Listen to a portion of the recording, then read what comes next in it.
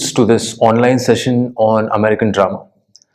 We have already looked at the evolution of American drama over the last few centuries. We looked at how American drama developed vis-a-vis the evolution of America as a nation state and the different phases that American drama went through. We also took a detailed look at Eugene O'Neill's The Hairy Ape, understood in its different contexts, and also looked at the aesthetic as well as the technical inventions and interventions that the Hairy Ape contributed to as far as the American stage was concerned. Now we'll be moving on to the second play which is part of the syllabus, and that is Arthur Miller's Death of a Salesman. Death of a Salesman in some sense was a tragedy for the 21st century, or rather the reimagining of a tragedy for the 21st century. In what sense do I mean this statement, and what were the ramifications of reimagining tragedy and making it suitable for 20th century America is something that we will understand in this particular session. But before we jump into analyzing the play, its characters, the different themes and motifs of the play, and looking at the socio-cultural and also the economic context of 20th century modern America, let's revise and look at the summary of, or rather a brief description of the story that unfolds in the play. Death of a Salesman is about a salesman, as the title suggests, called Willie Loman. Willie Loman and his family, his nuclear family, comprising of a total of 4 members, which is Willie Loman, his wife Linda, and his 2 children, 2 sons, Happy and Biff, Biff being the elder among the 2. Throughout the play, there is a constant development of familial tension between all the characters, especially between Willie Loman and the rest of the characters. Especially between Willie Loman and the other 3 members of his family. Willie Loman has been a salesman for a few decades. He has not necessarily progressed in life over the last few decades. He has in fact regressed and does not seem to be moving forward and progressing or developing or even economically becoming richer as the modern American dream tells every American citizen to do so. It is not as if he is not hardworking. It is not as if Willie Loman does not necessarily lack the skills to be able to be a good salesman. It is the situational, it is the circumstances that Willie Loman finds himself in, which in some sense enforces or rather guarantees his failure as a salesman. What were those circumstances? Something that we will look into as we look. What were those circumstances is something that we'll understand as we study the play in detail. Willie Loman has committed an act of infidelity. He has cheated on his partner, his wife, Linda, which is one of the reasons and the causes, the mainstay of tension between the 2 characters, and also the reason behind his son's antagonism towards Willie. Willie Loman himself has created an image, a projection of an image of a successful salesman, which does not necessarily concur with the reality that his family and everyone else around him sees. It's almost as if Willie Loman has created a mythology around him, the mythology of success, the legend of Willie Loman the salesman, that he fails, the legend of Willie Loman the salesman that he simply fails to see through. Willie Loman convinces himself and tries to convince others throughout the play that that is the truth, and the stories that he has to recount from his past and supposedly his successful present are not delusions of his mind, but the products of everyday workings of Willie Loman. Are not the delusions of his mind, but the product of everyday business dealings of Willie Loman. Throughout the play, he has tried. The play unfolds over a span of 24 hours. But the short duration of the play is not necessarily restricted to the present time that is being depicted. The play in some sense exists simultaneously in both the past and the present. You see events from Willie Loman's and his family's life from the past unfolding on the stage simultaneously as the present keeps unraveling in front of the audience. Billy Loman goes through the past as he witnesses it and eventually distorts it in order to suit the narrative of his present delusions. In the past, as we find out, Willy Loman was on very good terms with his children. Unfortunately, as they grow up, they see through the fairy tales that Willy Loman has been weaving throughout his life and come to see their father as a figure of failure. The fact that Willy Loman has cheated on his mother does not seem to help mend relationships between Biff and Willy. Biff eventually manages to look at Willy Loman with some sympathy as he realizes that he himself is a failure, just as a mirror reflection to that of his father's. But he has never been able to reconcile himself to the fact that Willy Loman cheated with his. Biff has never been able to reconcile himself to the fact that Willy Loman.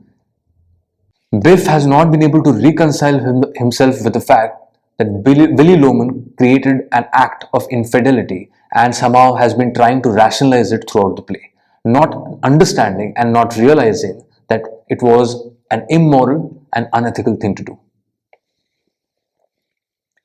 Willy Loman has neighbors in the form of Charlie, who is a good friend of his and who helps him by lending him money on a regular basis. Willy Loman is deluded to a point where he refuses to seek help from Charlie even when he offers him a job. This is an example of how Willy Loman assesses his self-worth, which is not necessarily true in terms of the way he is perceived by everyone else around him, including his boss, Howard. When Willy Loman meets Howard to ask him to get himself transferred to New York, not only does Howard refuse that request, he ends up firing him. So Willy Loman, in some sense, not only ends up being a figure of failure, of utter failure in the sphere of his family life, but also ends up being a failure in an economic sense in an America which places a huge premium on the value of success and hard work. By the end of the play, Willy Loman seems to find no way out of his misery, and the only way that he thinks is the solution is by committing suicide. By the end of the play, Willy Loman gets into his car and rams it into a wall, killing himself in the process. And that seems to be the only way Willy Loman finds, and that seems to be the only way for Willy Loman out of his misery, as well as a way for him to help his family out. We will be looking at certain thematic concerns of the play. What exactly is the ideology of America, the zeitgeist of America that propelled Arthur Miller to write a play of this kind and propel, or rather create, a tragic figure not out of a grand noble character like that of Macbeth or Hamlet or Oedipus, but create a tragic character from that of a lowly layman figure like that of Willy Loman, who's just a salesman. We will look into the question as to what exactly was Arthur Miller's vision that shaped this particular play. The times in which this play has been set is drastically different from that of the times when Greek tragedy as a genre on the dramatic stage. The time when this play has been set is very different and has changed drastically from the times when the Greek tragedy was conceived. The America of 1940s is the age of the industry, is the age of capitalism, and is the age of the free market. It has went through the Depression, it has seen the First and Second World War, yet it has not in any sense given up the American dream of achieving anything through hard work and intelligence. It has always placed a premium on economic prosperity, and that is, or rather that forms the crux of Arthur Miller's Death of a Salesman. Miller's tragedy was a medium to explore the societal condition of man under the repressive technology of industrial capitalism. Now, what exactly do we mean by industrial capitalism? Capitalism is an economic system, just like socialism. It is a system of free market and competition where government intervention will be at its minimum and businesses will be allowed to flourish in their own ways and will be given as much freedom as possible. Miller explores the effects that capitalism has had on the citizens of America, where they have been sold the dream of the American dream, the dream of being able to achieve whatever they wanted to, achieve economic prosperity only if they worked hard, and ignored whatever obstacles a common citizen might face, which were not necessarily in his or her control. And this is what Miller means when he tries to put under the lens the repressive technology of industrial capitalism, which looks at workers or the people who contribute and function and participate in an economy not just as human beings but as tools, or rather as laborers who only provide sheer manual labor to keep the industrial machine running. The result of America wholeheartedly embracing capitalism was an economic determinism which is imposed on human lives.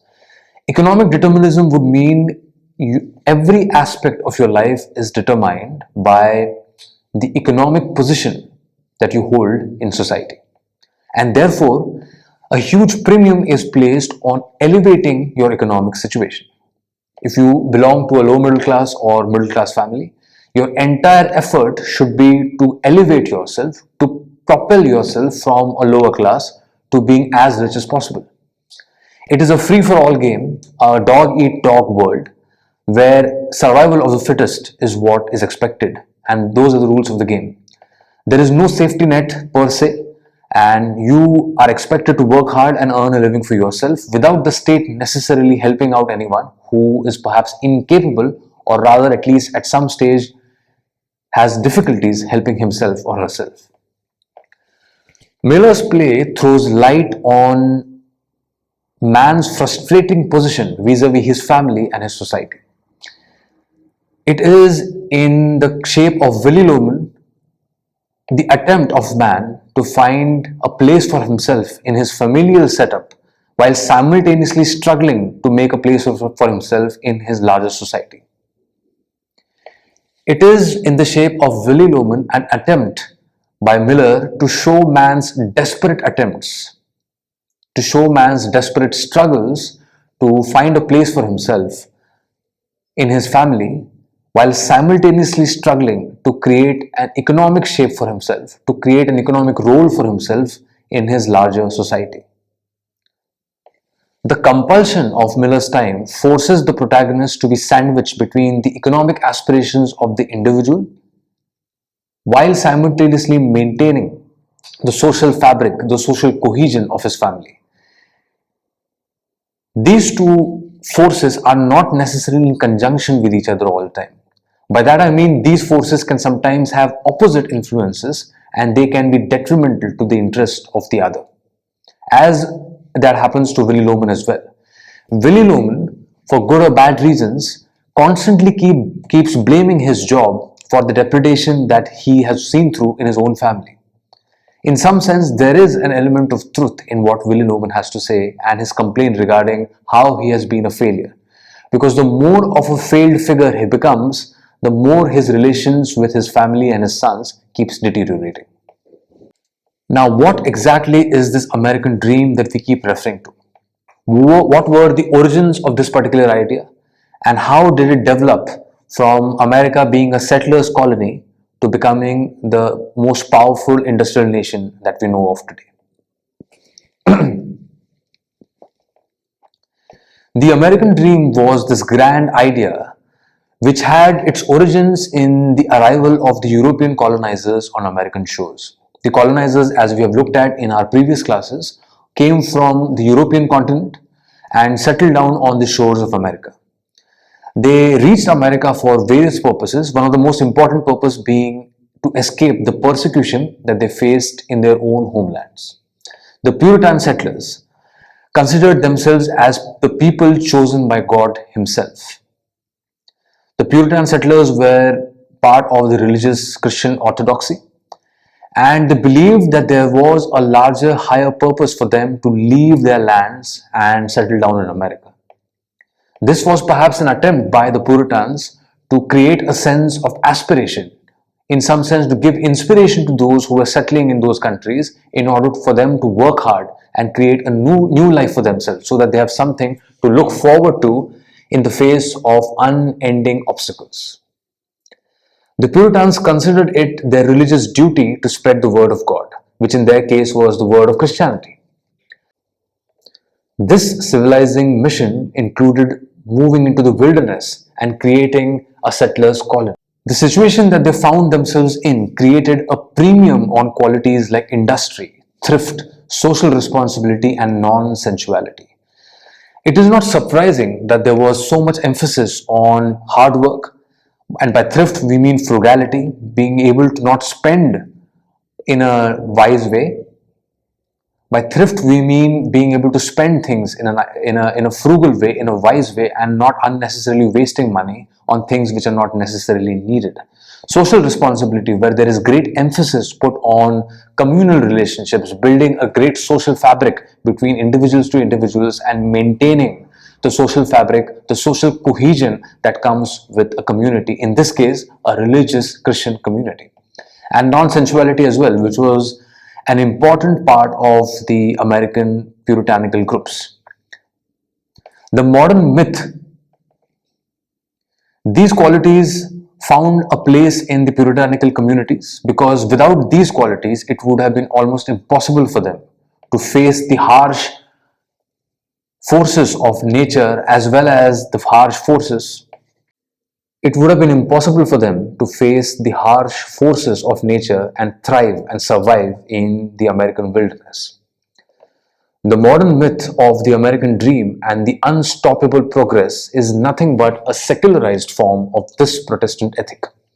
A secularized form would mean to strip the American dream, the puritanical ethos, of its religious connotation and rephrasing it in a non-religious way, which is nothing but to secularize it for the modern day world.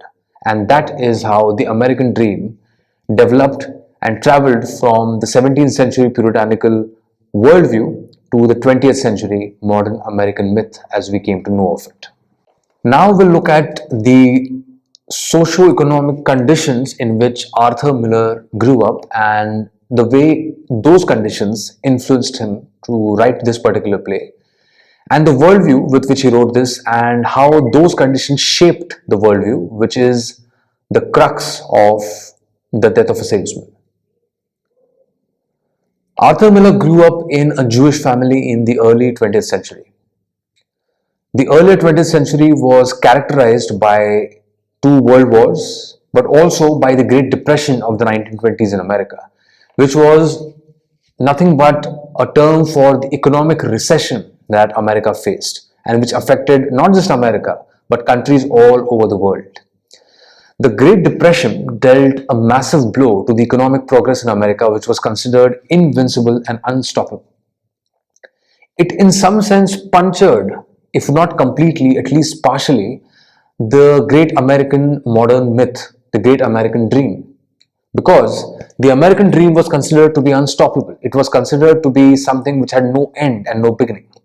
But the Great Depression proved that there will always be fault lines and contradictions and paradoxes in this so-called American dream.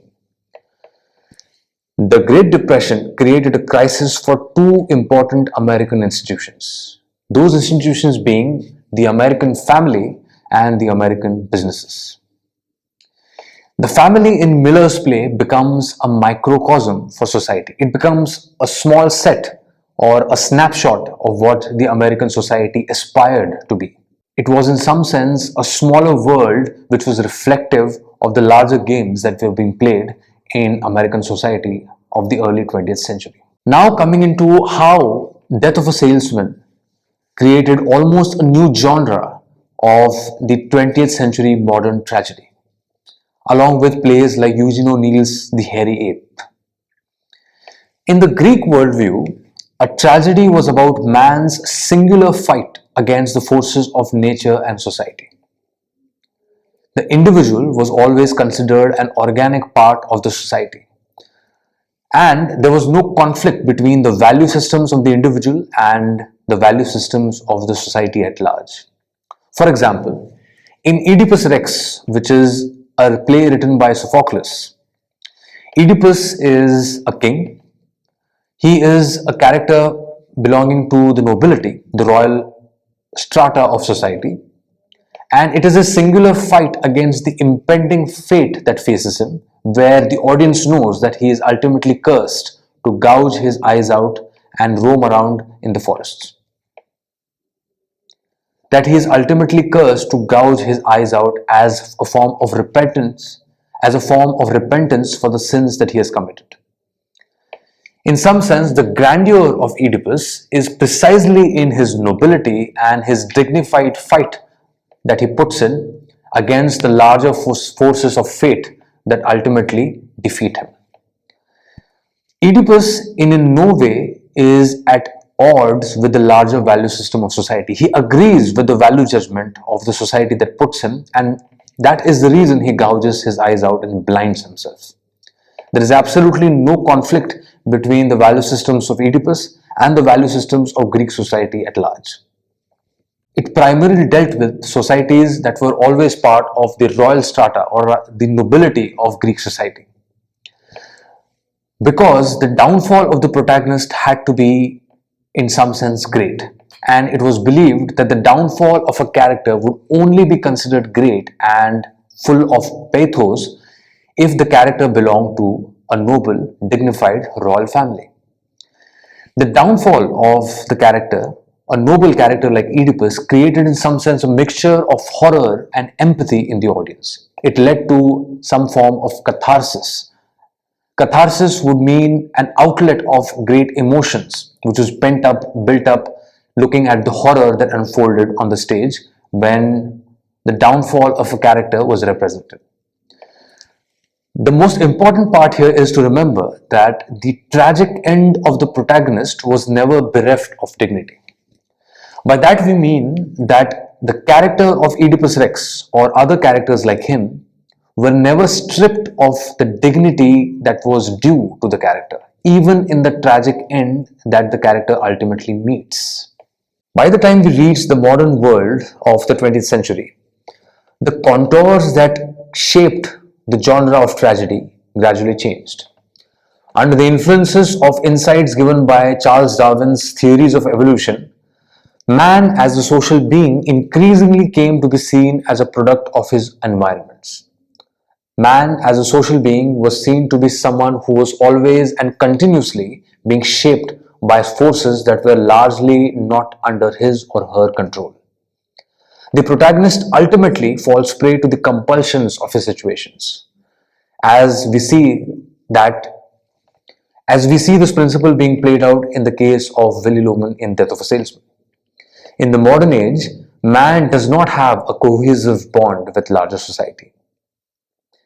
In contrast to the Greek tragedies, the modern American plays or the modern tragedies are about singular characters, about characters who find themselves in conflict not only with the larger societies that they're a part of, but also in conflict with their own selves. The modern tragedy tries to represent a conflict being depicted not just on the larger scale of society, but also within the psychological realm of the characters themselves. The characters, or rather the protagonists of modern tragedies, have always the feeling of being constantly alienated from others, and there is the undertone of rootlessness, of being detached not only from their own selves but also from those that they see around themselves and the larger society that they are a part of. The rootlessness comes from various reasons. It may come from economic exploitation, from economic depredation, from humiliation, from oppression, as we saw that in the example of Eugene O'Neill's character, as we saw this in Eugene O'Neill's The Hairy Ape, in the form of Yang, who after being humiliated by Mildred goes into some sense of existential crisis. The modern tragedy shares the feeling of doom with the ancient tragedies without necessarily sharing or replicating the grandeur of the tragic end that one witnesses in ancient tragedies. In modern tragedies, we would be hard pressed to find the protagonists meeting their ends with dignity and grandeur, and in most cases they fall prey to the larger forces of society without necessarily giving us a sense of having achieved any sort of victory whatsoever.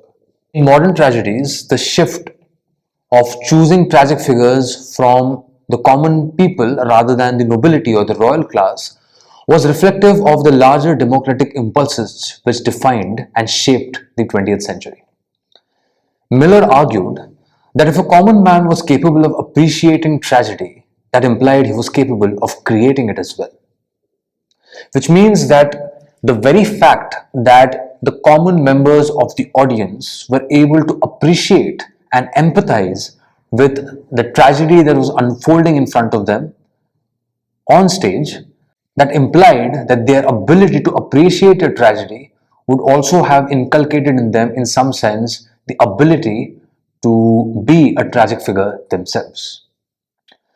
The two characteristics in the modern tragedy are the constant quest for freedom that one witnesses in the protagonists and the questioning of a stable social environment. These two characteristics are the hallmarks of the modern tragedy. One does not necessarily see them in the ancient Greek tragedies, especially the idea of interrogating social conventions and social norms. It is not as if these conventions or characteristics were completely absent from Greek tragedies, but they nevertheless were never necessarily the mainstays or the hallmarks of ancient Greek tragedies. But in the modern art of tragedy, the characters are constantly looking for something larger for themselves, looking to resolve the identity or the existential crisis that they see unfolding within themselves, and also questioning what they see around themselves. This is visible not just in Willy Loman in Death of a Salesman, but also in the character of Yank in The Hairy Ape. Coming to the problem of Willy Loman, the protagonist of Death of a Salesman. The most important problem or deficiency that Willy Loman's character suffers with is his inability to deal with reality in a head-on fashion. He constantly escapes or distorts reality as he sees it. He escapes his past and distorts his past to suit his present, and also keeps changing his present in order to suit his future needs. He refashions and distorts the past to suit his present delusions, to suit the narrative that he's trying to build in his familial sphere and also the economic sphere. He goes to the extent of rationalizing his act of infidelity, not as a failure of his morality, not as a failure of his character, but as a necessity imposed on him by his job. In some sense, Willy Loman also plays a role in projecting himself as a victim of his circumstance, as a victim of the economic order that he finds himself in, rather than projecting himself as a victim of the circumstances, the economic order that he finds himself in, despite making constant simultaneous attempts at portraying himself as a figure of success in front of his family, his neighbors, and society. Willy Loman, throughout the play, desperately struggles to project himself as an ideal head of the family as he attempts to initiate his children into the American dream. This is proven by the constant flashbacks that Willy Loman sees of his own children, where he seems to have created an idealized and idyllic past of his children, where they seem to be perfect figures who adored their father while at the same time looked up to him. His projected self-image collapses when he is fired by Harry, and he realizes that he was a mere cog in the larger industrial machine which at this time no longer needs him, as Willy Loman is in not sense any way contributing to the economic progress of the industrial machine that he is a part of. This incident reflects the eradication of sentiment from business.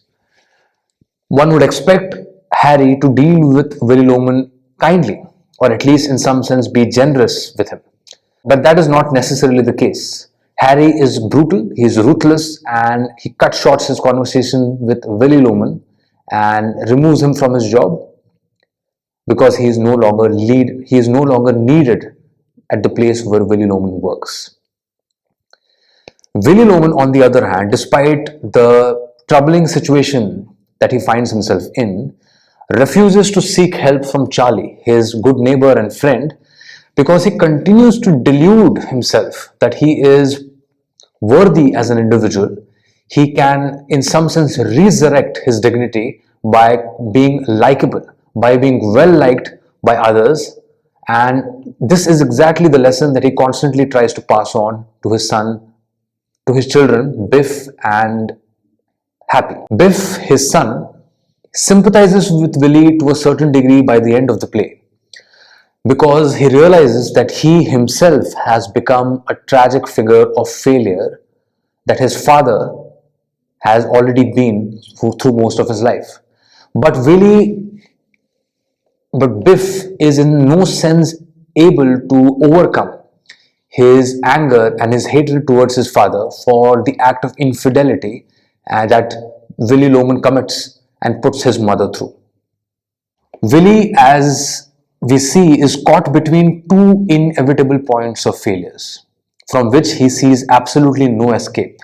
Or rather, the only escape that Willy Loman sees is to sacrifice himself for the larger good of his family, and in some sense to save his own personality from being condemned to being looked at as nothing but a failure. When Willy Loman commits suicide, his death becomes a signifier for the failure not just of his individual self, but a failure which is a blot on his profession and but also on his country. The tragic stature, the tragic figure of Willy Loman emerges not through grand action and desperate attempts to redeem himself against the larger forces of society, but in his ceaseless, in some sense desperate attempts to struggle in the face of impending failure that Willy Loman ultimately falls prey to. In the next sessions, we will look at the different themes that Arthur Miller explores in Death of a Salesman, and we will go into a detailed character analysis of Willy Loman and all the other important characters that we witness. Thank you.